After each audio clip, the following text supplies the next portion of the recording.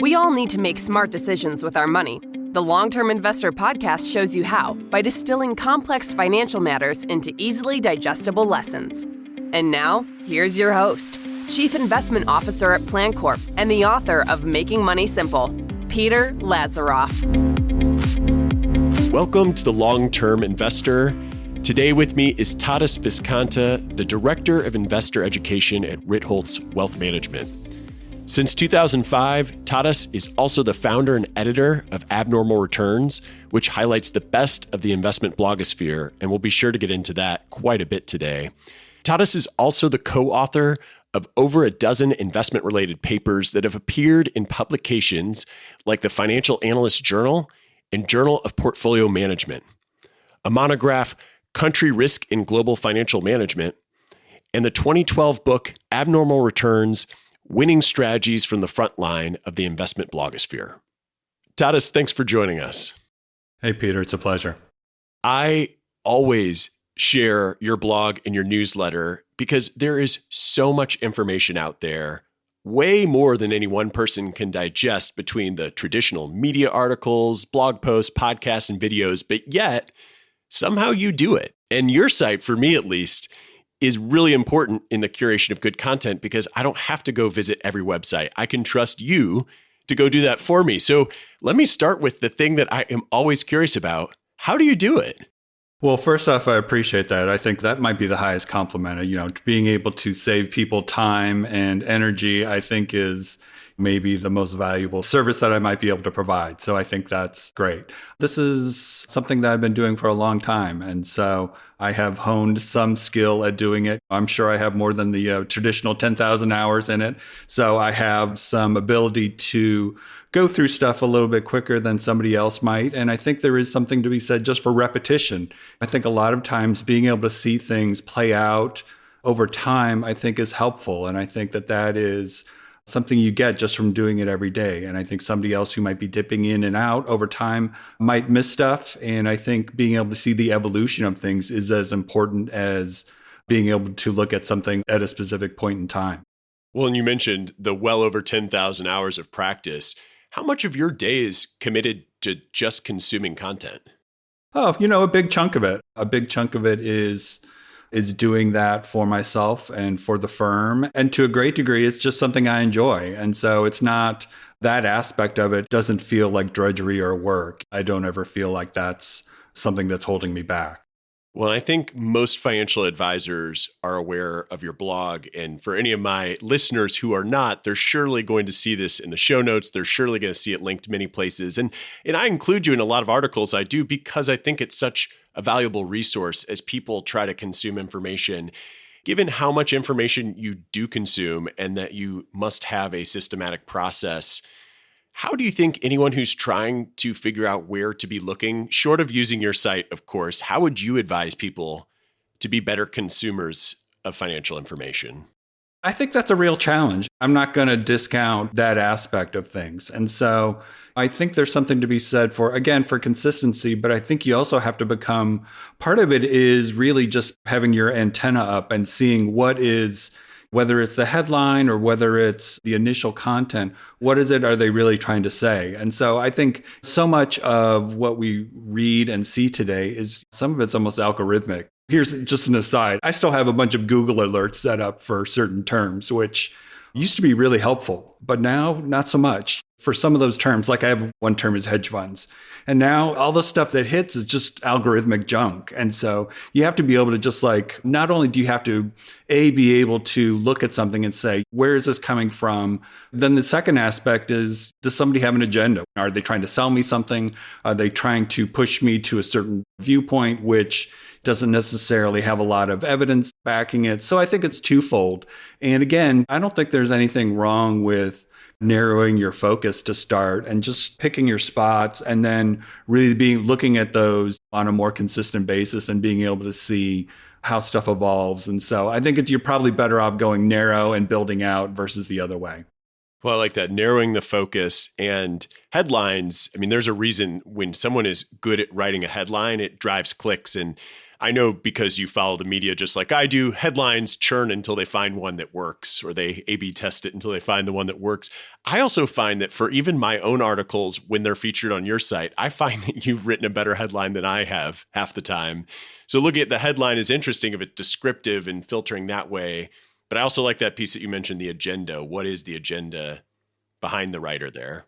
I've noticed, just like you said, the 1 or 2 sentence description of things, depending upon how I phrase that can really change how people, even on my site, click through. So it's not, whether we like it or not, we all have these sort of biases towards stuff that is either salacious or interesting, or especially anything in regards to the markets, anything that seems like it's got some sort of insight into where the markets are people are going to click, whether they mean to or not.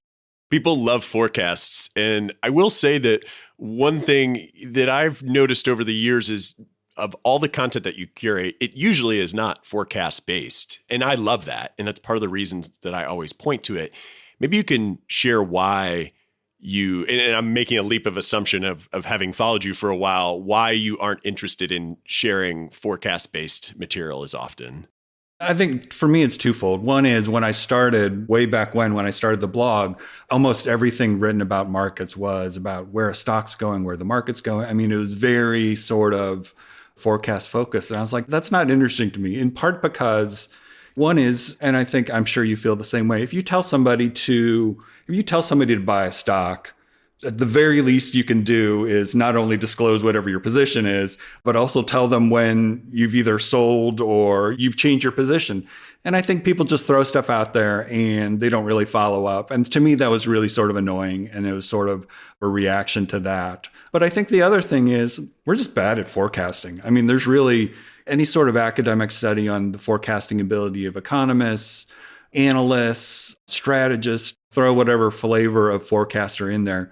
Certainly that's one aspect to it. One is we're just not great at forecasting. I'm sure, can people get lucky? Can people have a string of good luck? Certainly, for sure. But I think the other aspect is, and I think you'll agree, is if you're basing your investment strategy on forecasts, either your own or somebody else's, you're going to hit a rough patch at some point. And chances are you're going to upend your strategy and throw it at whatever you're doing before. You're going to change tacks, either 90 degrees, 180 degrees, whatever it is. And that's probably going to be the worst thing. I think the worst aspect is jumping from strategy to strategy in hope of finding some sort of magic bullet. And I think that's certainly not the case. And I think so just de-emphasizing that sort of stuff, I think, is important. Yeah, you and I are completely on the same page. And I think the most famous study that I always see is Philip Tetlock's, that 20-year study where he got leading experts from around the world predicting economies and political outcomes and all sorts of crazy stuff, and found that no one was better than just random chance. And I think that's a big part of when you're trying to educate a client base, as well as in your case, to some extent, the broad public. You're trying to do some good curation for them. So you and I both have seen a lot of different evidence. And so we put information in front of people. We try not to exclude information if it's relevant. In fact, I sometimes, Tadas, feel like I have a hard time getting your viewpoint on certain things because I will see you sharing information from both sides of an argument quite frequently. Is that intentional? I don't know if it's intentional. I mean, I think I'm certainly not trying to transmit or send through. I think if you're a careful reader, you could probably pull some of my viewpoints, but I think it is important to have different viewpoints out there. But I think it's also, to me, my motto has always been for just to share stuff that's interesting. And so interesting can be correct, interesting can be incorrect, and everything sort of in between. And so I don't think necessarily, and again, some of this we're not going to know for long periods of time. And so one example of that might be the current situation with inflation. And so I think that's one where I think you can maybe bend the rules a little bit in terms of saying, look, here's how we got to where we are, and here's how the future might play out. Not necessarily in which way it might play out, but I think what you get are, like we said, what you get are headlines, crazy headlines about headline inflation. And it doesn't really take into account the nuances or how we got here. we're in the middle of a global pandemic. We haven't shut down a global economy before and restarted it. So anybody saying they know how this is going to play out is either hubris or somebody just looking for headlines. So I think that's one current situation where I think it's worth letting it play forward a little bit just to see how it's all going to play out. When you'd mentioned earlier that when a good headline's written, it can drive clicks, or you have a topic like inflation that's in the news, and so some compelling topic as it relates to that might help somebody better understand what's going on, I'm sure is getting more clicks these days. But given that you have the information, I'm a little curious in what you feel like the topics people are interested in most right now.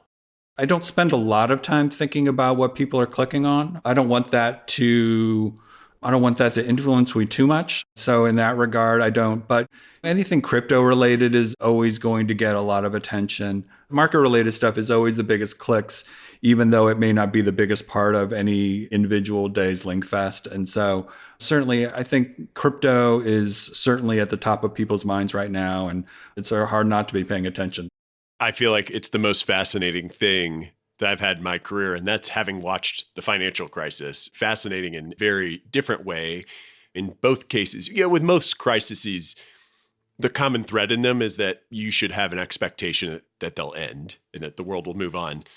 With something like cryptocurrency, for me in my career, the range of outcomes is pretty wide. And at least we're getting different clarity than we were when it seemed around like 2017, everyone went to Thanksgiving and was talking about cryptocurrency. And so there was a flood of information and interest, and then there was a lot of cool off. And then the pandemic hit and people sat around and they made quick money. And so now there's a lot more interested in it. And there's a lot of paper money out there. And I no doubt have a ton of interest. I also am fast to admit I have no idea what to expect. I don't know, do you have any feelings about the allocation of crypto? And when people come up to you and want to have input on whether or not they should invest in cryptocurrency or NFTs or really any sort of alternative digital asset, what are the sort of things you're telling those people? I'm not really getting a lot of those questions directly, but I think it's really part of it is, I think the interesting aspect to it is the institutionalization of it. I think, like you said, from 2017 to 21, I think a lot has changed. And so I think there's little doubt that in that respect, it's a lot different than it was a few years ago. And so I think people should probably take that into account. So I think it's great. It never occurred to me that you might not look at what links people are clicking the most in topics, because I suppose that would color what you choose to share. Maybe that's obvious after hearing you say it, but it didn't occur to me in advance. Maybe a different question I would have is, because you are consuming lots of content, or at least scanning content to decide what to consume, do you feel like there are any topics that people are paying too much attention to, that are getting too much coverage, more than what is really necessary, or things that are just beaten down and tired and you wish that content would stop coming out? Like you said, some of that stuff really burnt, you kind of see these waves of things run through the system. And so for a long time, it was this active versus passive. And then it shifted over to factors. What factors should we be investing in?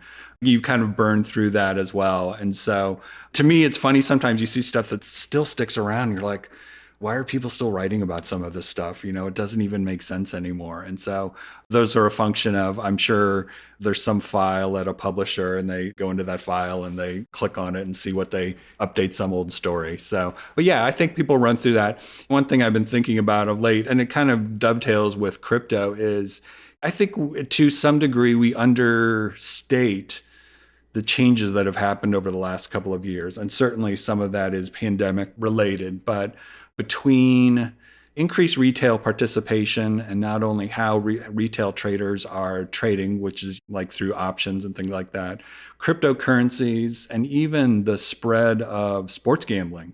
Sports gambling is available over, I would say, probably a majority of the country now. NFTs and all of that stuff, we've kind of, almost everything is a trade these days. There's new exchanges that will allow you to make trades on events that are happening. And so I don't know if it's going to take like a big bear market to shake all this out. Maybe this is just a permanent feature of the landscape going forward. And I think some aspects of it are really interesting and great. Some aspects of it are somewhat more troubling, but I think in a world where everything's a trade, it distorts the way you look at the world a little bit, I think, certainly than just a few years ago. Well, no, I've always felt that the pandemic making a huge difference in a number of new retail traders coming to the market, but also there's an explosion in the number of people who can broadcast an opinion. And you were on the forefront of bloggers who were putting opinions out there. Now you open up any social media and everybody has a platform. And so a lot of people holding themselves out as having knowledge that doesn't make me very comfortable, but that's a different topic for a different day. But I do think even advisors or someone like myself as chief investment officer, I actually had a conversation on this show with Phil Huber, who's chief investment officer at Savant. And we were talking about how important the role of communication is to the CIO today. Because before, you just had to be really good at due diligence. You didn't necessarily have to communicate beyond your investment committee or your team of advisors or the people who need to be aware of what it is you're doing. Whereas nowadays, it's the expectation, not just that your advisor maybe has a view, but shares that view and is consistent about it, consistency being the key and the difficult thing. I wonder if you see that at all. Again, as someone who's consuming a lot of content, there's a lot more voices out there. And it's also hard to have something to say that's truly original. All ideas seem borrowed at some point, but with the vast range of podcasts, blog posts, mini blog posts, micro blog posts, is that what you call when people are writing little posts on social media? There's just so much. It can be a little overwhelming. And I suppose that's probably driving a lot of the people to more investing. But I guess in the framework of advisors, allocators, creating content, do you agree with that that's becoming a more important part of the current day advisor? I think there's two parts to it. One is whether you like it or not, your clients are consuming all sorts of stuff: YouTube, TikTok, Instagram, Twitter, Facebook, blogs, traditional media, even cable news, God forbid. So that's kind of the milieu in which, we're all kind of living in. So, the old cartoon, somebody's wrong on the internet, I need to go rebut what they have to say. So in a certain sense, that's sort of out the window. You can't rebut all the bad information that's out there. So all you can really do is focus on your own house. And so in that regard, one thing that makes Ritholtz Wealth Management different is we've all been writing for a long time. It's just part of our process. And it's just trying to put good stuff out there in whatever form or fashion. And so whether it's written or audio or video, whatever it might be. So I think that's all you can really do. And I think there is certainly something to be said for consistency. One of the things I've always seen in the blogosphere is that somebody will come on, write a few great posts, and then either they quit because it's too hard, or they go off in a different direction. The quality declines. Whatever it is they had to say doesn't make sense anymore. And so I think just being consistent, I think, is an important part of it. And I think that's especially the case when it comes to communicating with clients. Knowing that if something happens in the markets, good, bad, or indifferent, knowing in the back of their mind that you have something to say about it. You may not have some definitive answer, just knowing that we're looking at it, we're thinking about it, this hasn't gone over our heads. I think that's really important. And so I think the challenge is that's not for everybody. It's hard. Not to talk out of school, but before we started this podcast, we talked about the challenge of sticking to a writing routine and being able to do that. And it's not easy. And so part of me can only talk about what I do and what the people on my team do. But for other advisors, for other investors, I think that's a real challenge. Yeah. Yes. And I think for myself, you definitely aren't stepping out of bounds. I know that my publishing cadence has gotten less consistent, particularly as I started this podcast. And for listeners who wasn't behind the scenes look, I was talking about I've carved out this time to make sure I publish twice a month. And I have maybe a dozen half-finished articles. And I think that's the challenge that a lot of writers who it's not part of their everyday routine will face, is that you can have ideas, and if they're not complete, or if you want them to be perfect before publishing, perfect is the enemy of done. There is no doubt about that with writing. But for me, the writing process has also been one of learning. And I can certainly tell that in your own writing, Tadas. I've followed you for well over a decade at this point. And when you write down thoughts on a given topic, you have ideas that maybe you didn't even really realize you had until you got them out there on paper. And I think it's really important to the learning process for investors in particular who are making choices based on some presumptive piece of knowledge they have, the more you write that stuff out, the more accountability that there is in those ideas. I know Bob C. Wright, who has a great Substack letter for those of you who are not familiar with him.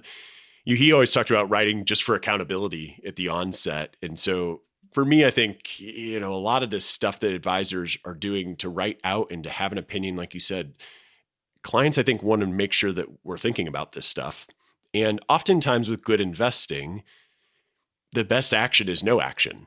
So it's fine to see a news story or a major event, put it into context, make you understand that it is part of the plan. The plan for most good advisors involves randomness and downturns with a similar frequency and magnitude as we've seen in the past. But the plan is based on the fact that the future is unknowable. And so these writings, I would agree with you, in particular in your role of education at Ritholtz, I'm sure that that's a big contribution that you're making to clients, is showing, hey, we're thinking about these issues. We may even have opinions on them, but it's not necessarily informing the portfolio decisions. Is that fair? Oh, yeah, no, absolutely. I think, anytime you can, that's sort of the value of having a microphone, a blog, or whatever it might be, being able to talk one to many, I think is really valuable. And I think if you can answer somebody's questions before they pick up the phone and call an advisor, if you can assuage their fears or give them some information, I think that's all to the good. And that allows the advisors to focus on the stuff that's really important as opposed to what the new coronavirus variant is going to do. We're not epidemiologists. And so focusing on the things that you can control and letting advisors spend their time talking to clients about those things I think that's the value add there.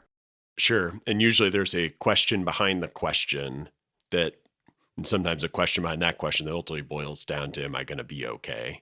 And I think that's really, a lot of times people don't realize that the value of an investment advisor is not to necessarily beat the market or know what stock's going to win or lose. It's to help you stay the course and help you remind you of what's important, because earning average returns is actually very difficult. Average returns is what we're always looking at, and yet most people don't earn them. It's very, very hard. So I think that's a big part of it.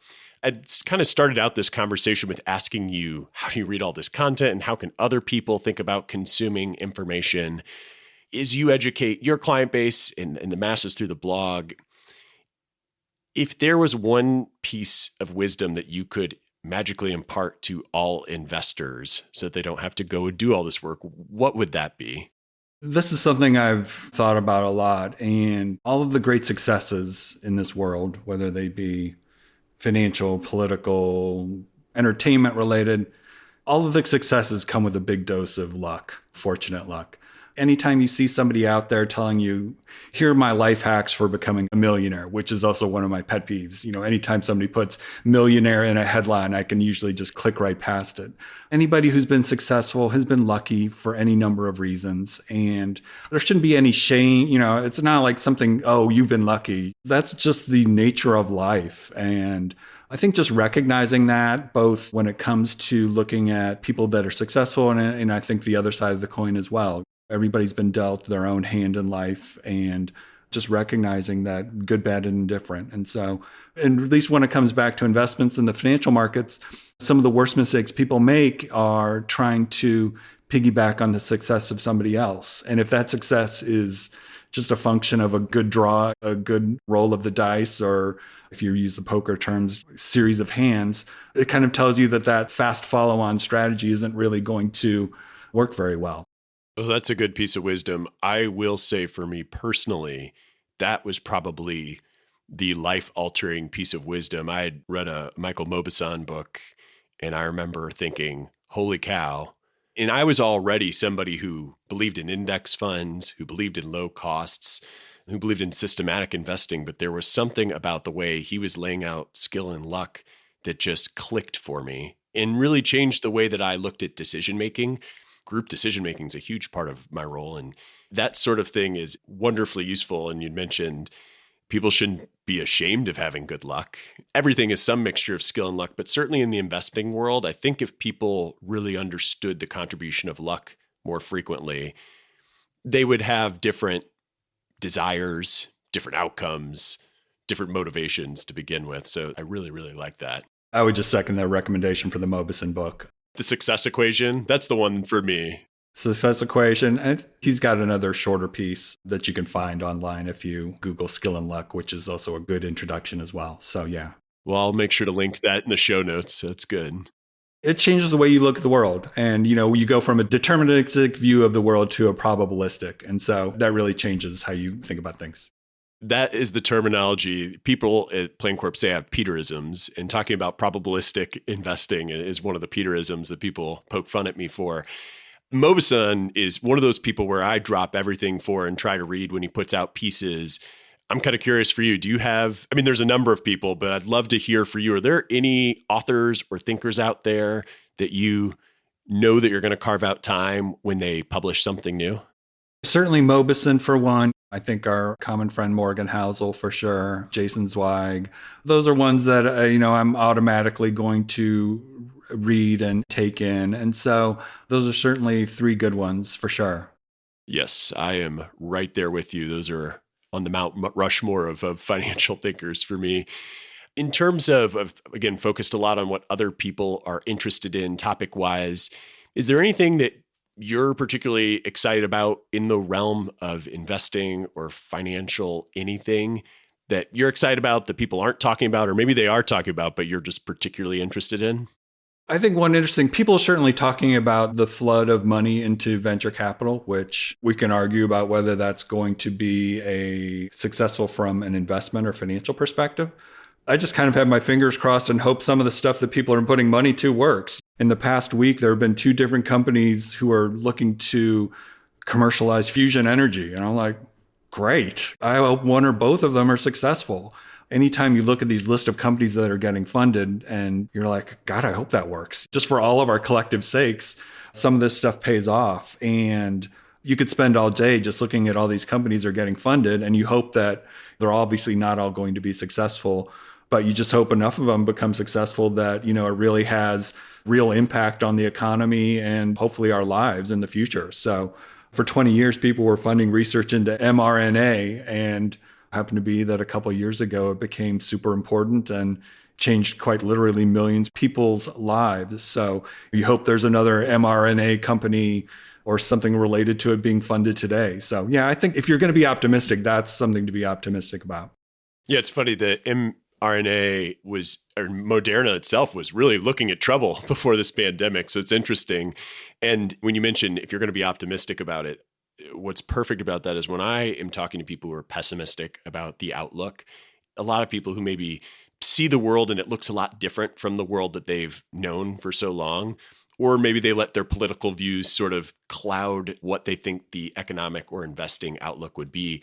I always point them to podcasts with venture capitalists, because when you listen to really smart people talk about how to solve the world's problems, suddenly, even for me, I think, oh my gosh, there are people working on this stuff. This is really, really powerful. It's easy to get trapped in our bubble and you can point out all the world's problems, but unless you're listening to how some of the really brightest minds are thinking about solving them, I can see why people get pessimistic, but that's certainly a way to turn that pessimism into a little bit of optimism. There's a handful of questions that I tend to ask all of my guests, so I'm going to transition to those before we wrap up. The first, Tadas, is how do you invest your money?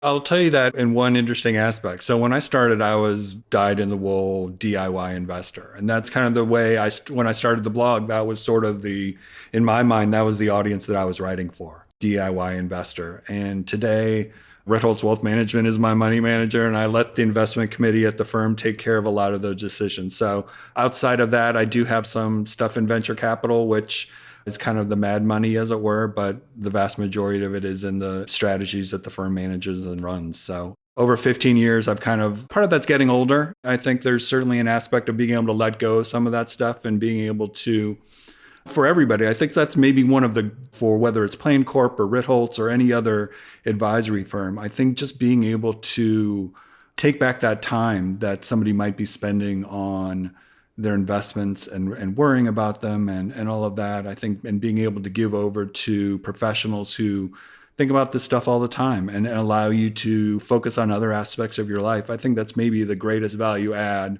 Like you said, it isn't about generating alpha. It isn't about picking stocks.